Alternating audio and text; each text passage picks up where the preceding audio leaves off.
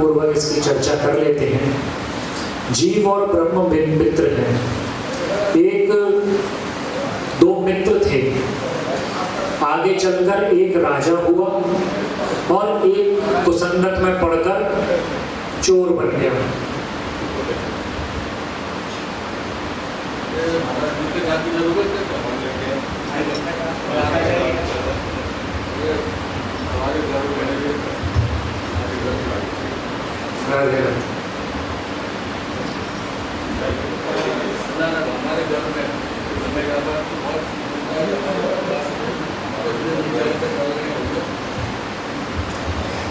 राधे राधे।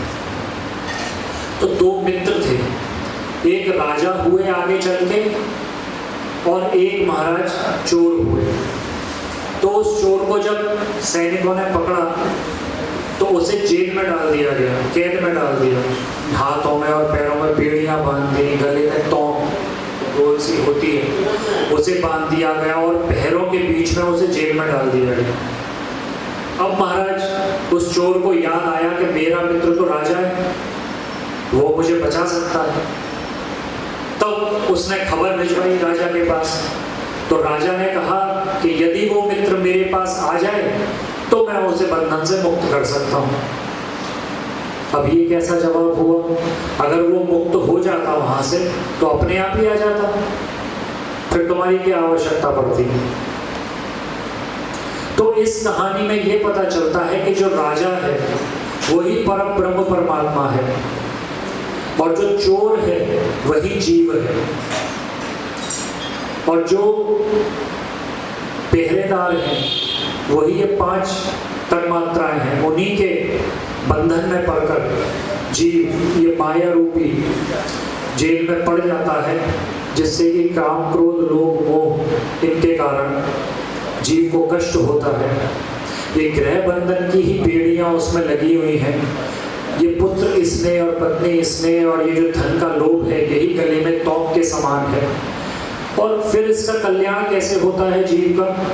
जब कोई संत, क्योंकि प्रभु के पास सीधा नहीं जा सकता क्योंकि ये तो कर्म बंधन में बंधा हुआ है, तो जब किसी संत का आगमन जीवन में होता है वही संत के आश्रय में बैठकर जीव प्रभु को प्राप्त करने का मार्ग प्रशस्त करता है, ज्ञान प्राप्त करता है।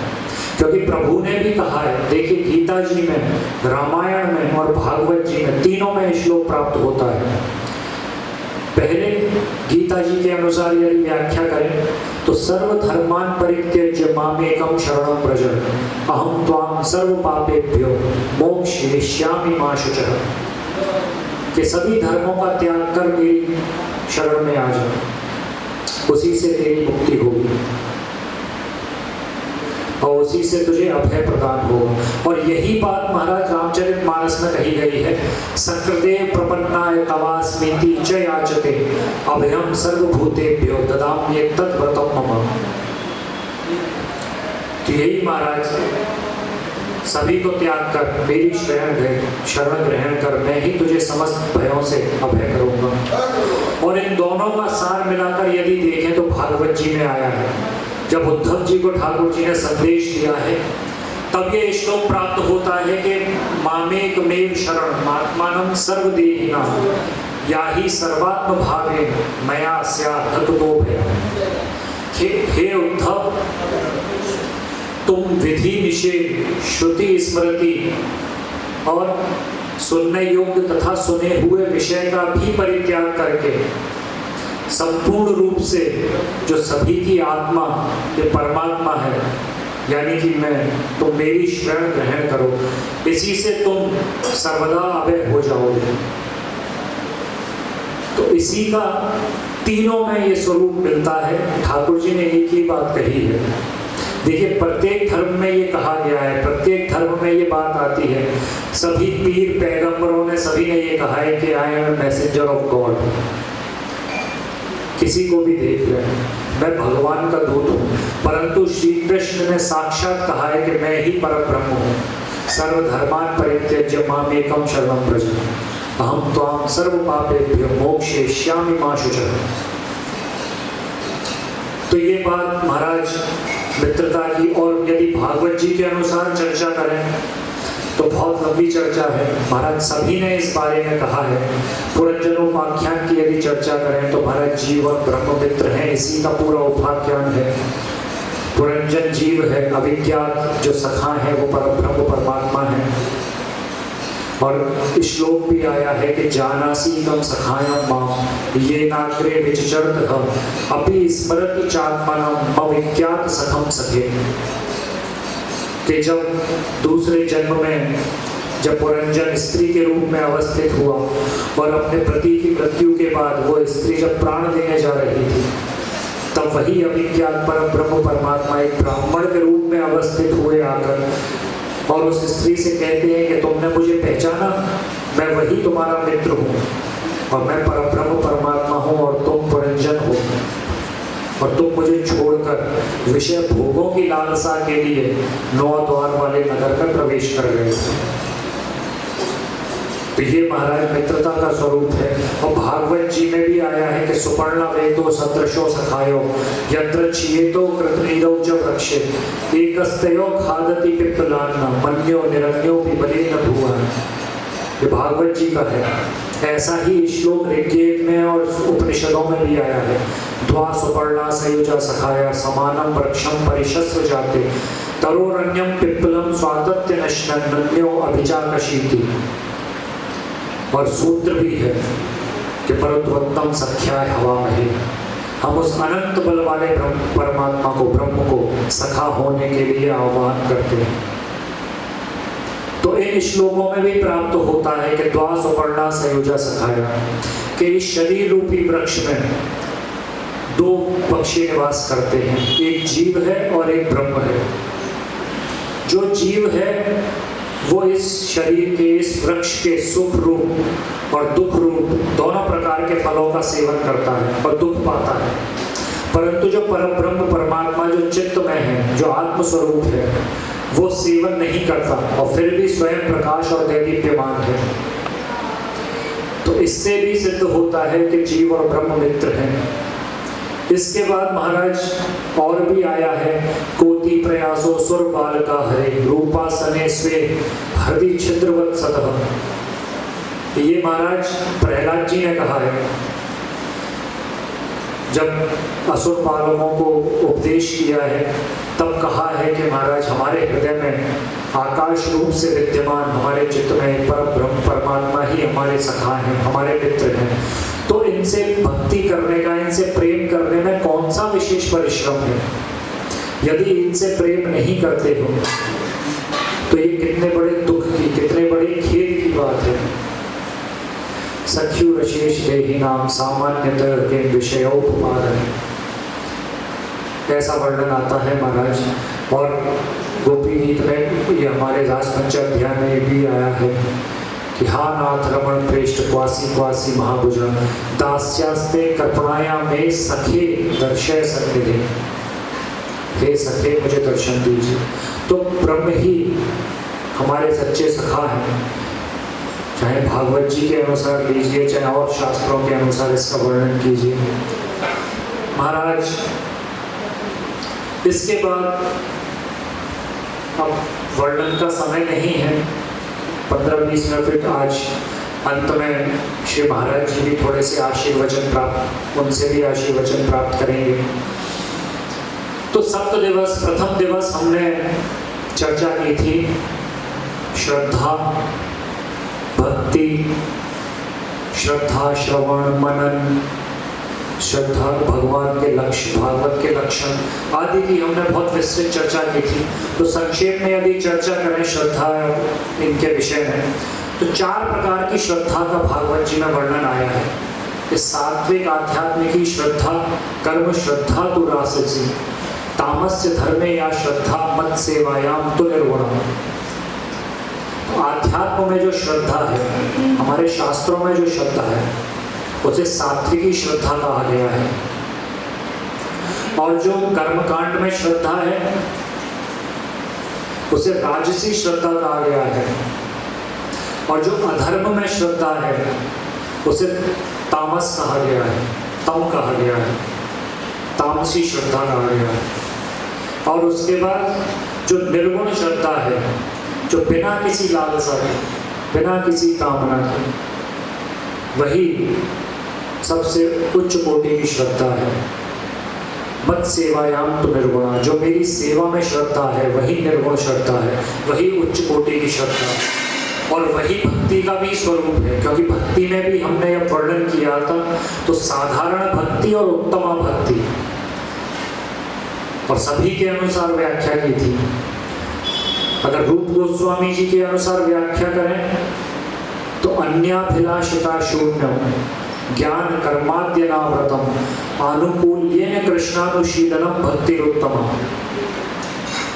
तो अन्याभिलाषिता शून्यम, जहाँ किसी पदार्थ की भी कामना ना हो, वही उत्तमा भक्ति है। और अनुकूल रूप से प्रभु का अनुशीलन करना ही उत्तमा भक्ति का स्वरूप है। ये महाराज भक्ति का स्वरूप है, क्योंकि चैतन्य चरितामृत में भी कहा गया है, तार मध्य मोक्ष वांछा कहता वो प्रधान, यहाँ है ते कृष्ण भक्ति होए अंतर ध्यान। मतलब भक्ति के बीच में मोक्ष की वांछा भी कहता है, कपट है। इसके आने से ही, कोई भी कामना, कोई भी वांछा आने से ही भक्ति अंतर ध्यान हो जाती है। यहाँ है ते कृष्ण भक्ति होए अंतर ध्यान। इसके बाद यदि नारद जी के अनुसार व्याख्या करें, नारद पंचरात्र में जो कहा गया है कि सर्वोपाधि विनिर्मुक्तम तत्परत्वेन निर्मलम और ऋषिकेन ऋषिकेश सेवनम भक्ति रुच्यते, बात एक ही है। वहाँ अन्याभिलाषिता शून्यम था और यहाँ सर्वोपाधि विनिर्मुक्तम, सारी उपाधियों को छोड़कर, उन्हें त्याग कर प्रभु की भक्ति ही, एकमात्र यही स्वरूप है प्रभु की भक्ति का। क्या कि ऋषिकेण ऋषिकेश, ऋषिकेण मतलब समस्त इंद्रियों के द्वारा और ऋषिकेश इंद्रियों के स्वामी। तो भक्ति का स्वरूप क्या है? बिना किसी वांछा के समस्त इंद्रियों से उस इंद्रियों के स्वामी का अनुशीलन करना ही भक्ति का स्वरूप है। मोटे मोटे शब्दों में ये बात समझिए।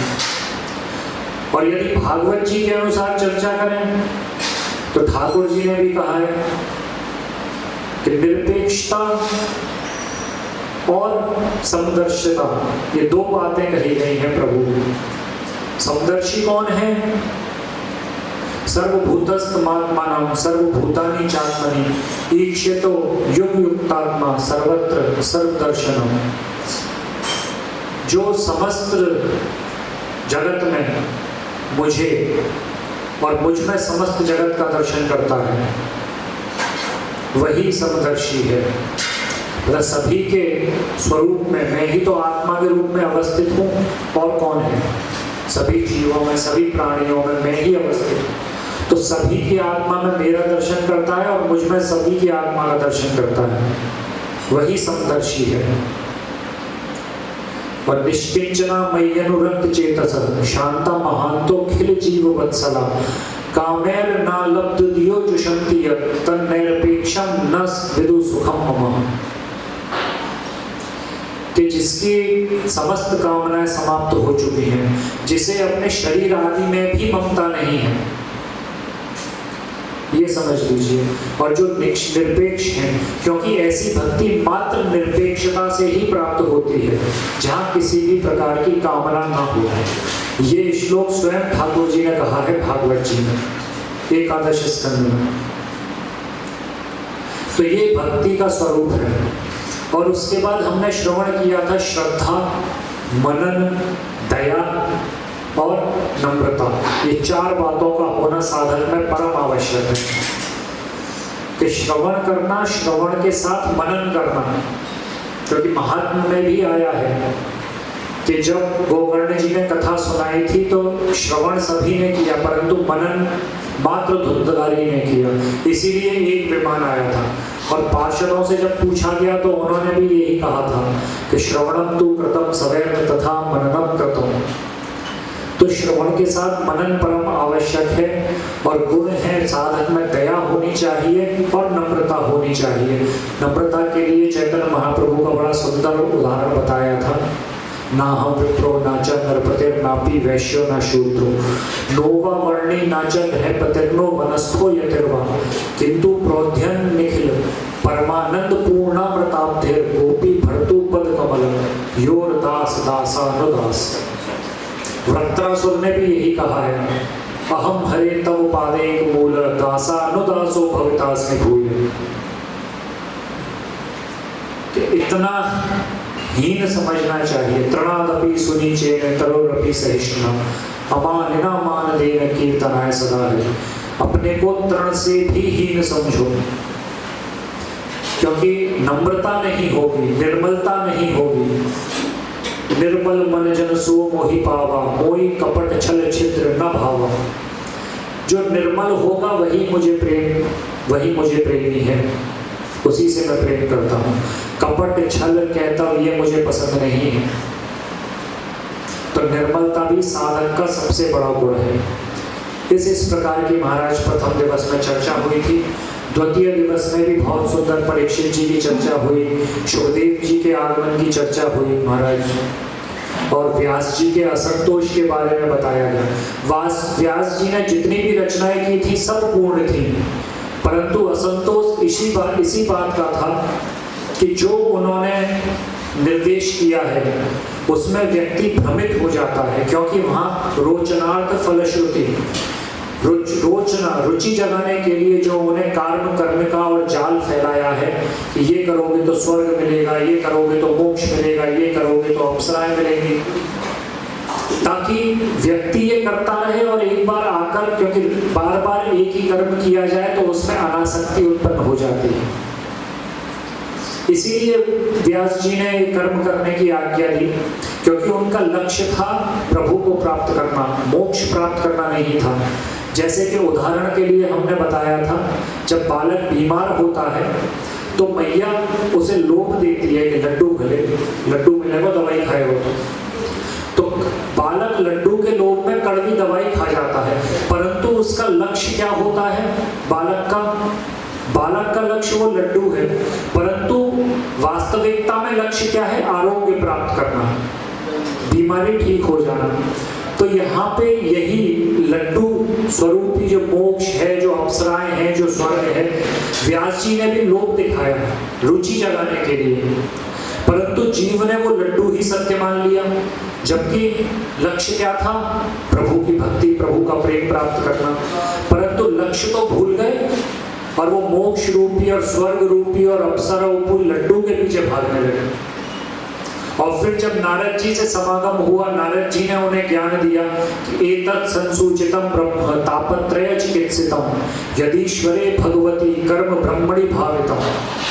कि हे व्यास जी, तीनों तापों से मुक्ति का एक ही उपाय है कि अपने समस्त कर्म श्री कृष्ण को अर्पित कर दिए जाएं। एतत् संसूचितम ब्रह्म, ये सूचित मैंने आपको कर दिया, मैंने आपको ये बता दिया कि इसका एकमात्र उपाय है। और फिर कहा गया त्वंपद भ्रश्रुत विश्रुतम विभो समाप्यते येन विदाम बुभुत्सितम आख्या ही दुखेर मुहुरर्दितात्मनम संक्लेश निर्वाण मुशंथि नान्यथा। जो जीव इस संसार में दुख के द्वारा, यातनाओं के द्वारा जो रौंदे जा रहे हैं, उसकी केवल शांति का एक ही उपाय है। आपने सब ग्रंथ लिखे, परंतु प्रभु की लीलाओं का, प्रभु की भक्ति का कोई ग्रंथ का संपादन नहीं किया। इसलिए आप वही कीजिए, उसी से ही इन समस्त दुखों से जीव की शांति संभव है, अन्यथा कोई उपाय नहीं है। तब जाकर व्यास जी ने महाराज अपनी अंतिम रचना, अपनी अंतिम कृति श्रीमद् भागवत का निर्माण किया है। उसके बाद महाराज व्यास जी की तूलिका भी महाराज शांत हो गई। इसके बाद महाराज वर्णन आता है तृतीय दिवस में, तो बहुत सी कथाएं हैं हमने सुनी। उसमें मुख्यतः ध्रुव चरित्र हमने सुना, अजामिलोपाख्यान सुना, जड़ भरत जी का चरित्र सुना, और भी महाराज बहुत सी प्रहलाद जी की कथा थी, वृत्रासुर जी की कथा थी। बहुत सुंदर सुंदर चरित्र हमें मिले, बहुत सी शिक्षाएं इसके माध्यम से हमें मिली प्रभु के द्वारा।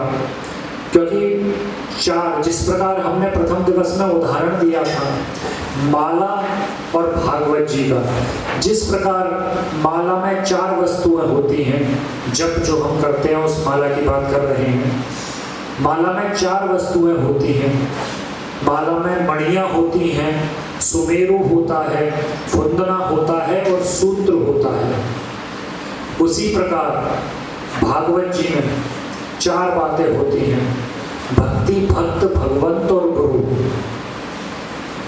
जैसे माला में मणियां होती हैं, उसी प्रकार जो भक्त हैं वो मणियों का स्वरूप है, जो भक्ति है वो सूत्र का स्वरूप है, भक्ति सूत्रोपलब्ध भागवत जी के महात्म्य में आया है।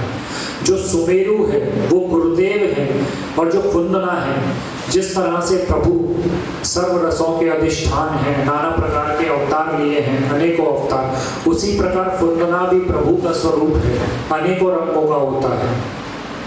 तो जैसे माला में महाराज मणियों के ऊपर सुमेरु विराजता है, उसी प्रकार महाराज भक्तों के ऊपर गुरु विराजते हैं। जिस प्रकार सुमेरु के ऊपर महाराज फुंदना विराजता है, इसी प्रकार गुरु के ऊपर प्रभु विराजते हैं। ये पूरी समष्टि एक सूत्र में बंधी होती है माला की। इसी प्रकार ये भक्ति, भक्त, भगवंत, ये चारों, गुरु, भक्त और भगवंत, ये चारों, ये तीनों भक्ति सूत्र से बंधे हुए हैं। जिस प्रकार ये मणियां और सुमेरु और फुंदना और सूत्र, इन सभी की समष्टि को माला कहा गया है, उसी प्रकार भक्ति, भक्त, भगवंत और गुरु की समष्टि को श्रीमद् भागवत कहा गया है।